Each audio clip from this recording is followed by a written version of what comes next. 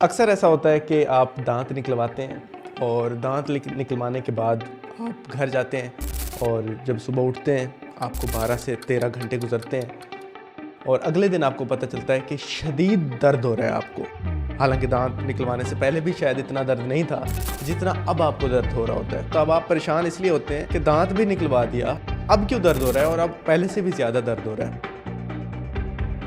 आपसे कुछ खाया नहीं जाता, आपसे बोला नहीं जाता, आपसे पानी भी नहीं पिया जाता। तो ऐसी सिचुएशन में आपको क्या करना चाहिए और ये सिचुएशन आपकी होती क्यों है?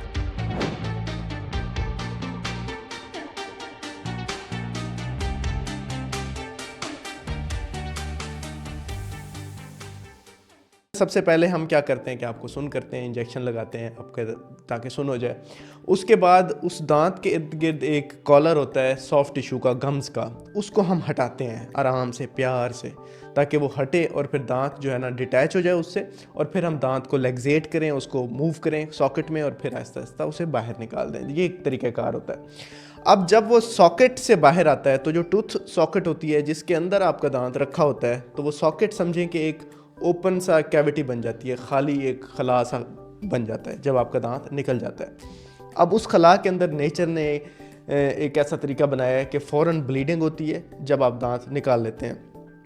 तो वो ब्लीडिंग हो के उस सॉकेट को, वो जो खाली होता है, वो भर जाता है ब्लड से और फिर वो ब्लड वहीं पे जम जाता है, जिसको ब्लड क्लॉट फॉर्मेशन कहते हैं। अब ये एक इतना प्यारा प्रोसीजर है और इतना प्यारा ये फिनोमिनन है कि वो जो ब्लड क्लॉट होता है, एक तो वो आपकी वो जो बोन होती है जिससे दांत निकलता है उसको कवर अप कर लेता है, और दूसरा उसको किसी भी बाहर के मुंह के अंदर आने वाली आपकी ग़िज़ा, आपकी हर चीज़, थूक, बैक्टीरिया, जरासीम, हर चीज़ से बचाता है। आपकी जो बोन है सॉकेट की उसको प्रोटेक्ट कर लेता है, उसको एज ए ड्रेसिंग, जैसे पट्टी नहीं होती तो वो नेचुरल एक प्रोटेक्टिव एक ड्रेसिंग आ जाती है ब्लड क्लॉट की सूरत में, खून के जमने की सूरत में। अब वो एक ब्लड क्लॉट, ये तो वक्ती तौर पे वो एक प्रोटेक्टिव इफ़ेक्ट देता है। दूसरा, वही ब्लड क्लॉट बाद में हीलिंग कराता है और सॉफ्ट टिश्यू बनाता है जो आहिस्ता आहिस्ता फिर बाद में वो हड्डी में तब्दील हो जाता है और पूरी दरमियान में उस सॉकेट की जगह पे हड्डी बन जाती है, जैसे दांत था ही नहीं कुछ अरसे बाद जब आप देखते हैं 1 साल बाद। तो अब ये तो नॉर्मल है, नेचुरल फिनोमिनन है जो होता है और आपकी हीलिंग हो जाती है 2-3 दिन बाद, आपको पता भी नहीं होता कि दांत निकला है। लेकिन अब होता ये है कि किसी भी वजह से, मैं ये बता इसलिए रहा हूँ कि समझना ये आपके लिए बहुत ज़रूरी है, किसी भी वजह से आपने जब दांत निकलवा के गए, तो मैं कुछ एहतियात देता हूँ पेशेंट्स को, लाजमी बताता हूँ उनको फॉलो करने के लिए। तो वो असल में वजह उसकी यही होती है कि वो जो ब्लड क्लॉट है, वो जो जमता है सॉकेट के अंदर, वो आपका 24 घंटे तक बहुत नरम होता है, बहुत सॉफ्ट होता है और हार्ड अच्छे से नहीं हुआ होता। तो इसलिए एक पॉसिबिलिटी होती है कि वो निकल सकता है, वो टूट सकता है, वो डिसलॉज हो सकता है, या ये भी हो सकता है कि वो बन ही ना पाए।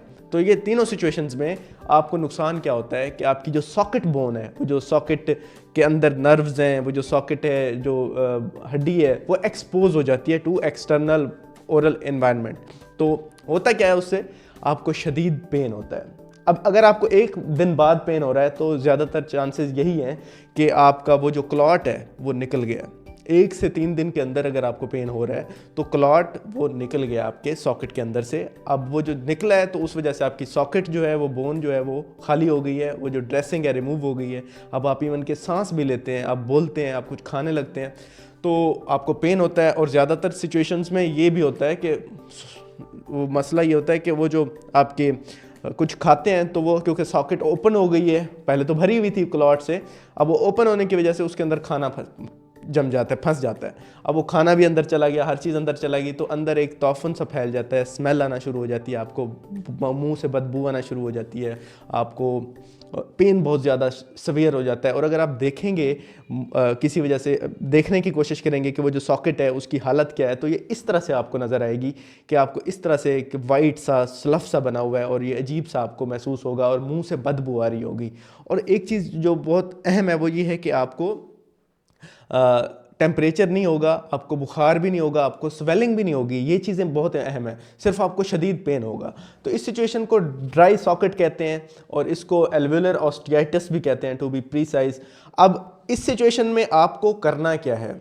सबसे पहले तो आपको इससे बचना चाहिए था। बचने के लिए जो तरीक़ाकार है वो इंस्ट्रक्शंस होती हैं पोस्ट ऑप दांत निकालने के बाद। उसमें यह है कि आपने थूकना नहीं है, बार बार ज़्यादा ज़ोर ज़ोर से बोलना नहीं है, ज़्यादा ज़ोर ज़ोर से कुल्लियाँ नहीं करनी, उस साइड पे ब्रश नहीं करना, आपने स्ट्रॉ का इस्तेमाल नहीं करना। ये सारी चीज़ें वो हैं जो उस क्लॉट को वहाँ पे स्टेबलाइज रखने में हेल्प करती हैं। आप स्ट्रॉ का इस्तेमाल करेंगे तो क्लॉट डिसलॉज हो सकता है, ब्लीडिंग स्टार्ट हो सकती है। तो ये सारी चीज़ें हैं। अब इस सिचुएशन में आपके दर्द का आराम इवन कि आपको किसी गोली से भी नहीं आएगा, आपको कुछ भी करने से, माउथ वॉश यूज़ करने से नहीं होगा। तो इसका जो बेस्ट वे होता है वो आपने वापस डेंटिस्ट को विज़िट करना है जहाँ से आपने दांत निकलवाया है, और वो आपको एक ड्रेसिंग रखेगा। वो हो सकता है एल्वियोजेल की ड्रेसिंग रखे या हो सकता है यूजिनोल की ड्रेसिंग रखे। तो वो ड्रेसिंग ये होता है कि छोटी सी बॉल बना के वो एज ए ड्रेसिंग उस सॉकेट के अंदर, पहले उस सॉकेट को इरिगेट करके, क्लियर करके, अगर उसके अंदर कोई खाना फंसा हुआ कोई चीज़ है उसको पहले इरिगेट करेगा, क्लियर करेगा, वॉश करेगा। उसके बाद आराम से प्यार से उसके अंदर एक सीडेटिव ड्रेसिंग कर देगा, ताकि वो होगा ये कि वहाँ पे वो नंबिंग इफेक्ट आएगा, प्रोटेक्टिव इफेक्ट आएगा, और आपके जो वो सॉकेट है वो फिल कर देगा एक ड्रेसिंग से।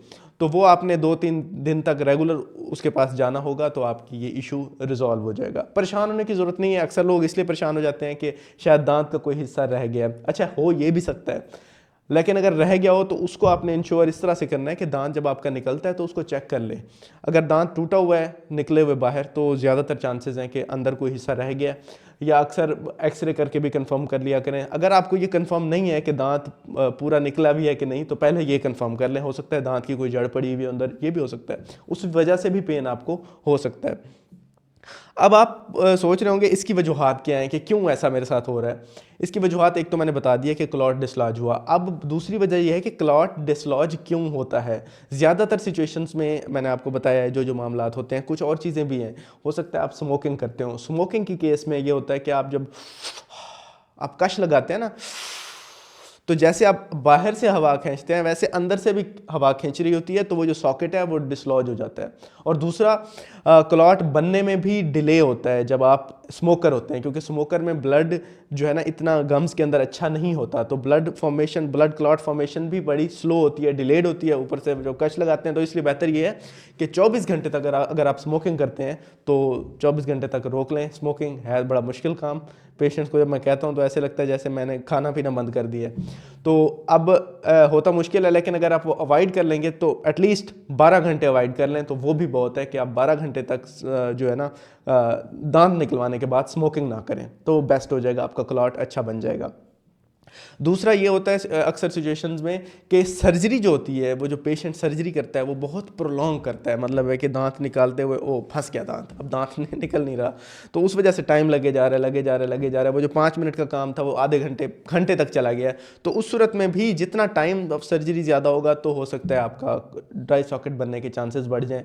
और जितना आप अगर बाद में ख्याल नहीं रखते, लेकिन ज़्यादातर सिचुएशन में ना पेशेंट का फैक्टर ज़्यादा होता है कि वो ख्याल नहीं रखता, तो ख्याल रखना बहुत ज़रूरी है आपके लिए। अब अगर हो गया तो परेशान ना हो, आप अपने डेंटिस्ट के पास वापस जाएं, वो आपको ड्रेसिंग करेगा और इंशाल्लाह ठीक हो जाएगा। और ये 2 से 3 दिन का इशू है, थोड़ी सी हीलिंग डिलेड हो जाती है, बाकी परेशानी की कोई बात नहीं है। ये ज़ख्म at the end of the day ठीक ही हो जाता है। बहुत शुक्रिया।